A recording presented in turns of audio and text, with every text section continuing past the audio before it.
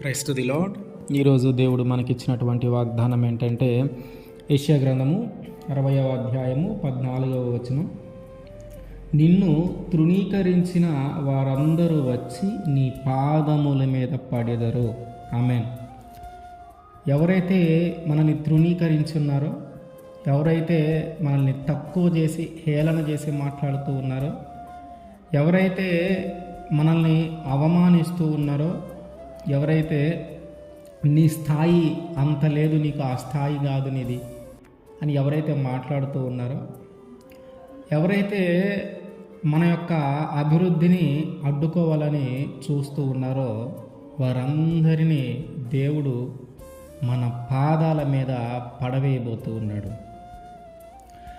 మన దేవుడు రోషము కలిగిన దేవుడు గనుక మనము తృణీకరించబడితే ఆయన చూస్తూ ఊరుకోడు. మనల్ని హేళన చేస్తే ఆయన చూస్తూ ఊరుకోడు. మన దేవుడు వెక్కిరింపబడడు గనుక మనల్ని అవమానపరిచిన, మన యొక్క అభివృద్ధిని అడ్డుకోవాలని చూసిన ఇదేది ఆయన సహించడు. ఆయన రోషము కలిగిన వాడు, ఆయన వెక్కిరింపబడడు గనుక అలా మన జీవితంలో ఎవరైతే చేశారో వాళ్ళందరినీ తిరిగి మన పాదాల మీద పడేయబోతూ ఉన్నాడు దేవుడు. హామాను ఆ రాణిగా ఉన్నప్పుడు కూడా హామాను ఎస్తేరు రాణిగా ఉన్నప్పుడు కూడా ఆ ఎస్తేరుతో సహా అందరిని చంపేయాలని ఒక ప్రణాళిక గీసుకున్నాడు మొర్దెకైని బట్టి.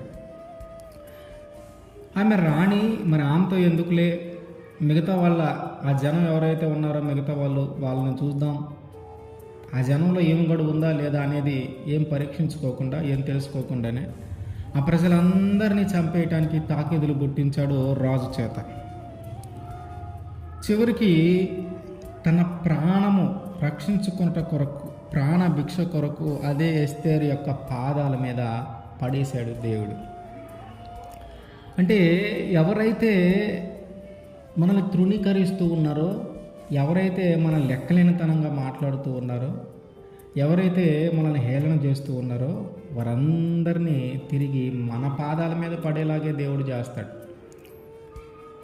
ఆయన వాగ్దానం చేసిన దేవుడు, నమ్మదగిన దేవుడు గనుక, ఆయన ఖచ్చితంగా జరిగించే దేవుడు గనుక, ఆయన రోషము కలిగిన దేవుడు గనుక, ఆయన వెక్కిరింపబడడు గనుక మన ఎడల అలాగ ప్రవర్తించిన ప్రతి వ్యక్తిని మన పాదాల మీద ఖచ్చితంగా పడేస్తాడు.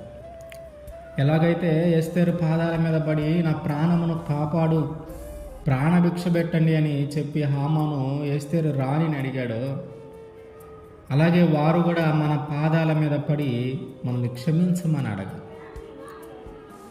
మన యొక్క క్షమాపణ కొరకు వారు ఎదురు చూస్తూ ఉన్నారు.